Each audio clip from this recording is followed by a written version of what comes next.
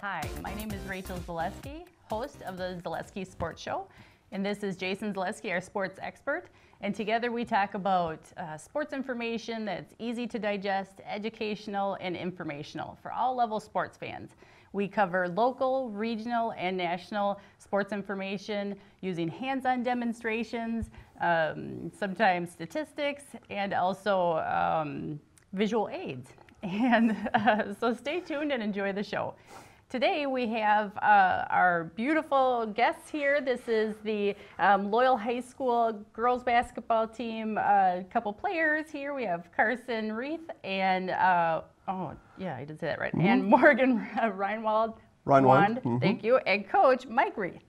So these are our state champions here for the girls basketball. Yeah, all right. Yeah, way to go. Woo-hoo! We're very excited to have them on the show. We thank you for coming on. And we just kind of want to talk a little bit with you guys and ask some questions. Look at this fancy trophy, everybody. Wow. Yeah, Nice. yeah, it is. It is spectacular. It is shiny. It is something to be very proud of. So congratulations again. And you know, you brought the pride of Wisconsin back to Loyal, and that's a big deal, guys. So Yeah, congratulations very again with that. Yeah, you're welcome. So just a couple questions as we look back on the season. You know, it's a very, very successful season. You know, started non-conference play. Started out the year, unless I'm missing maybe a preseason tournament, but started out up in Gilman with a win. That's where kind of everything began, right? So beat the Pirates 48-26 that day. And then went through the usual kind of battery of fall tournaments and those kind of things. Yeah, you know, and you know, I'm sure you learned a lot throughout the wins and some of the losses. A loss at Neillsville, and then looks like a loss against Marathon in a tournament. Coach, what would you say early in the season like that? Some of those losses maybe did for some teaching and coaching opportunities. Well, yeah, we're young. Our guards were young and inexperienced. So the early wins that we had, you know, were really good, you know, confident builders for our team. But we lost the Assumption early in their tournament. We have had issues with them in the last how many years now, ladies. But you know, like for our point guard is a freshman, and so it was a really good learning experience for her, and for the coaches too. I kind of threw a lot at her early in the year, and so we kind of took some of those responsibilities away from her, and we just from there. Just kind of built our season. We went against Neillsville early in a big, you know, showdown, you know, because we're 1-2 in the conference, and you know we got destroyed in that game by 30-some points. Yeah, 68-37. Yeah. So we basically took some mini goals from that point on and said, hey, can we win the rest of our conference games and set up that rematch? And we did, and we ended up beating them by, I think it was 18 the second time around. So then we just set up another mini goal to say, hey, we can be conference champs again for the third time in a row. And we had to win our conference games throughout the rest of the season, and the kids responded very well to that. Our younger kids got, you know, a great experience, and they just got better and better from week to week and game to game. Right. So Morgan, as we look through the conference schedule, lots of wins, mainly all wins, right? One small slip up at McDonald, or home against McDonald actually, but all the rest of those games were wins. What was going through your mind as conference season was coming along and everything was looking pretty good? What were you thinking? Well, at the beginning of the season, we weren't really sure how we were going to be, but then as the year started going on, after we got past Neillsville for sure the second time, we knew we just had to keep taking it one step at a time. And after we took conference and we're co-champions, we knew we had a lot that was available for us to accomplish. And from there, it just kind of took off and took us to state, I guess. Yeah, and rode that momentum, learned your lessons. I'm sure Coach was in your ear every now and then about things to keep doing, things to do differently, all that kind of stuff. I'm sure was going on. And then Carson, so you make the trip to state. You head to Green Bay. First game against Bangor. Actually, you and Morgan both score 11 in that game. Looked like a pretty easy win. How did you see the game against Bangor in Green Bay? At first, when I thought it was going to be a closer game, in the first half it was, and fortunately for us, they didn't hit any shots till 3 minutes left in the second half. But when we went up by like 20, well, when we got pulled out, I guess, with like 2 minutes left, I just thought for sure we were going to be state champs because I didn't think that we were going to lose to Milwaukee. Sure. For sure. And Bangor was a really good team, and if they would have been hitting shots, it would have been a lot closer, I think. Okay, sure. And I'm sure your defense and the team's defense had maybe a lot to do with that scoring drought that Bangor experienced during the game. And then, Coach, coming into the state final, Milwaukee Academy of Science, Shamara Williams averaged 31 points a game coming in. What were your thoughts coming into that game? What did you talk to the team about as far as Williams was concerned? Well, we wanted to find a matchup that would work, and I really thought that Morgan was going to be the one that was going to match up on her. My assistant stopped me immediately and said, "No, we're going to put Remy Geiger on her." So, okay. And I said, "That's fine," but. The shots she was taking in that game, she was bombing 30-footers, and it wasn't because we were playing bad defense. We just didn't expect her to take those shots from that distance, and she made those shots.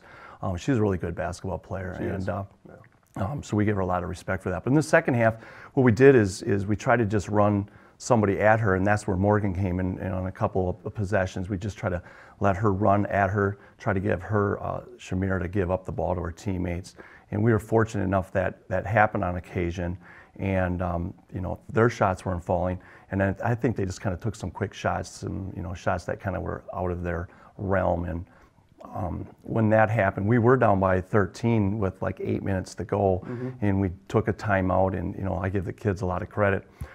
They just stayed calm, and it was just one possession at a time. I think we came out of that timeout, and I think we scored right away out of that timeout, and then. I think we got to stop. We came back down and scored again. Well, now instead of down by 13, now we're under 10, and it just the kids just never panicked, and they were taking quick shots, and we just one possession at a time. Before you know it, was tied. We took the lead, and we ended up winning the game by 13. Yeah, very exciting to watch. I wasn't there in person, but the technology these days with the live stream gave all of us the opportunity back here at home to watch, and it was a very exciting game. Morgan, 23 points in that state final game. Were you staying within your offense, or were you looking across the court at Shamura and thinking, boy, I really got to crank it up here? Well, we knew coming in she was going to be a great ball player, but we knew we just had to play our game and keep our level heads throughout the whole game and just go out there and find each other and get open looks. And that's what ended up happening. Towards the end of the second half, we kicked it in gear, and we ended up, like Coach said, going up by 13 when we were down by 13, and scored 26 points to their couple that they scored. Sure. Okay, good. And then, Carson, back to you here just a little bit. On the year, average 15 points, 88% from the free throw stripe. Perhaps there's some knowledge you can give to the Wisconsin Badgers men's basketball team on free throw shooting. Right. 35% from three-point range. You averaged 7 rebounds, 3 assists, 2 steals, 1 block a game. Just an amazing season that you had. No doubt recognized by many. You were Channel 7 All-Star, and that's nothing new. I believe you were Channel 7 All-Star last year as well. Yeah. You were the Clover Belt Player of the Year. Greyhound all-time leading scorer. What's next? You gonna run for mayor? What else? As you look back on the season, your thoughts? I thought at the beginning of the year, I honestly thought we were going to be kind of bad. I'll be honest. I didn't think we were going to be really good. We lost a really good senior group. And then when we lost to Neelsville by 30, I really thought we were going to have a really bad year. And then we just kept winning, and then we had a really close game against Columbus going into Christmas break. And then I thought we really turned the season around when we had a non-conference win against Barneveld at home, and we kind of kicked their butt. And they're usually good. They were missing one of their best players to a knee injury. But I thought that was when our team really started playing as one, and we had our 6 main girls working together. And then when we had our slip up against McDonald, I kind of got a little nervous going in. And then we got seeded the 2 seed in the sectional. And I thought that was obviously not a good seed. We ended up winning state.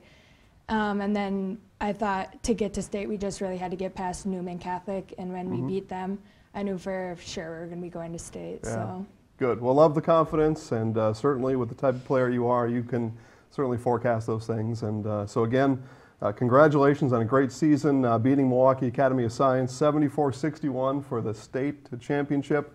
the trophies here to prove it, and the pride of Loyal for sure. And I wasn't joking about mayor. You may want to think about that a We little have bit. an open seat here. Marcia.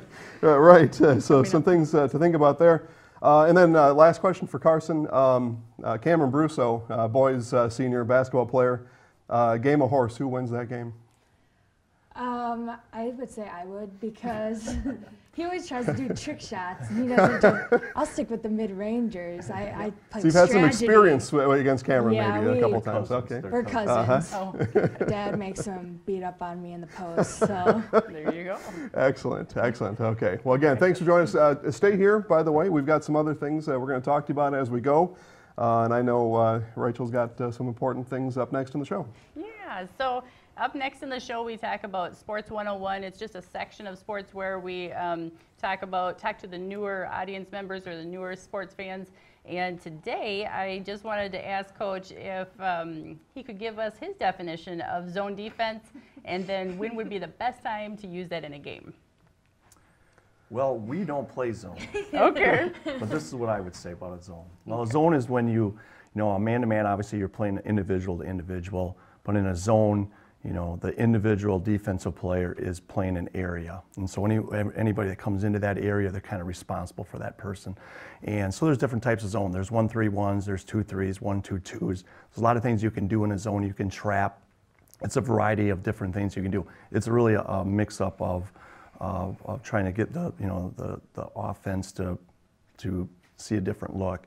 And so when I would use it in a game, if I would use it in a game, a lot of coaches use it just to, like I said, they'll be in man-to-man, they'll switch to a zone, just kind of mix things up a little bit to get the offense not to be so predictable, and just kind of, throw something else at them. Sometimes you have a team that's shooting the ball really well from the outside, and you can maybe spread out a zone and pressure those shooters a little bit that way too. Or if you have really good post players that you're playing against, you can pack in the zone to kind of take those players away. So the zone is a nice defense, but it's something that we don't do in Loyal. So Understandable. It doesn't seem like you need it. So. we didn't this year. Yeah, for sure. Yeah, in a zone defense, like you said, Coach, can be effective for a lot of situations. What comes to my mind, maybe more in the college game, is that team on defense is just having trouble with their switches. They're getting screened off the ball, freeing up those shots, and maybe you see that sometimes in the college game. They'll switch that up to stop that screen or that pick and roll game. So there you go. All right. Thank you. What's next? So next, we just want to kind of quickly touch on March Madness. Hello, it's like Final Four now. So we just advanced past the Sweet 16. And I don't know about everybody's brackets around here, but mine are much better than they were on the last show that we talked. Now I see how this got into the show today. Yeah, okay. So this weekend, we'll be doing the Final Four, the 2017 men's basketball NCAA Final Four will be against the first game of the night will be Gonzaga versus South Carolina. And then the second game will be Oregon versus North Carolina. So both games are going to be super exciting. I know our TVs will be tuned in. I don't know about you guys, but I'm pretty sure they will. The first game will be played on Saturday at 5:09 p.m. on CBS.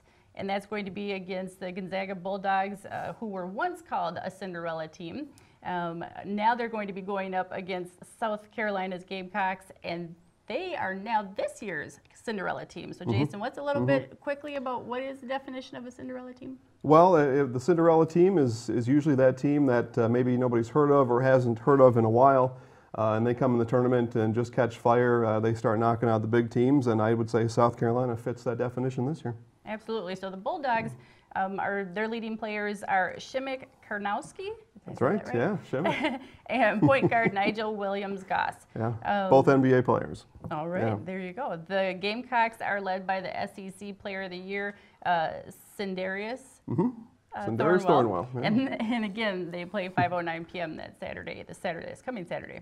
The second game that's going to be played after that one is going to be the North Carolina Tar Heels, and they actually just won against Kentucky And then they have one of their better players is junior Justin Jackson.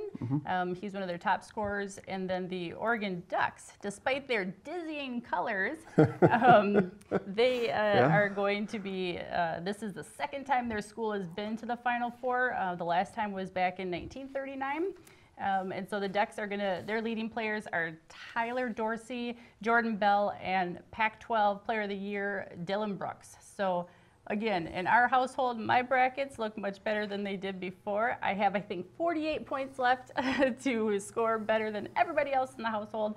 And everybody else, I think, points remaining are 0. So Jason, how's your brackets? Well, the bracket was real good as we sat here last week. I had I had Kansas. Kansas was beating teams by an average of 30 points in the tournament. They looked truly unstoppable. I thought they had the best talent. They certainly had the best 2 players in the tournament, but when you play tournament-style basketball or tournament-style sports, anything can happen. And I think the anything happened to the Kansas Jayhawks, and so that means my bracket is toast. It's over. And I would say, Rachel, you mentioned what's a Cinderella. Well, a Cinderella story in brackets this year is you. For sure. Left for dead a week and a half ago. Nobody saw it coming. Everything you needed to happen has happened. There's 3 games left. You need to win 2 of those 3 games, and you need to do that before the clock strikes midnight. That's right. Otherwise, pumpkins are showing up for you. Go Gonzaga. So, yeah. So let's go back to Morgan now. I know we were doing a little studying before the show here. So South Carolina, Gonzaga, Oregon, North Carolina. What do you think? Who's coming out on top? Being a champion yourself, pick the champion for us. Well, some little bird told me that I should pick South Carolina, so I'm going with that one. All right. So Morgan's on record with the Gamecocks. Carson, champion to champion. Who's coming for you? I'm also going to pick South Carolina Wow. because they're the underdog. I like it. Nice. I like nice, it. nice thought. Yeah. Okay. Well, I'm looking forward to it. This is, like I said a couple times now, this is a great time of year. From high school sports to college sports, we get this 6-7 week stretch here where it's just sports heaven. The single best day for me is, of course, the Super Bowl, but this time of year is tops for me. A week and a half, the Masters Golf Tournament is on, and when you're talking about competitiveness and sports competition at its best, I love watching the best of the best. So this is good for me. Opinion on what he thinks. Coach? I agree with the ladies. I really like South Carolina. I like their coach. It's a good story if they can win it. So I'm really rooting for them also. Good. Well, we're going all Gamecocks here on the set, and Rachel, that would mean pumpkins for you. Me, right? Yeah. Well, your Cinderella story will be over if that happened. well, we'll just see. We got some time yet. There's plenty of strategies, I'm sure, out there that will help bring a win for my brackets for sure. Yeah. So everybody tune in. If basketball watching on TV is not your thing, Rachel, what else can we do? Well, this weekend on Sunday, April 2nd, UW Stevens Point, Noel Fine Arts Center. They're having their Festival of Arts this weekend. It's going to be from 10 to 4 p.m. You can bring the whole family out and walk around and look at some beautiful art exhibits and just have a good time together. Yeah, sounds great. All right. So thank you so much, everybody, for watching. Thank you very much, loyal people, for coming over to our show. Thank you for having us. Thank you. Yeah, you're welcome. And I wish you the best next year. Hope that everything goes just as smoothly next year as it did this year. And this is the Zaleski Sports Show you've been watching. I'm Rachel Zaleski, your host. This is Jason Zaleski, our sports expert. You can go ahead and visit us on Facebook. We have our page is called Zaleski Sports Show. If you have any questions, comments, or concerns, you can always email us at zaleskisportshow@gmail.com. Otherwise, have a great week, everyone. Go Zags, and thanks for watching. Yeah, go Greyhounds, go sports.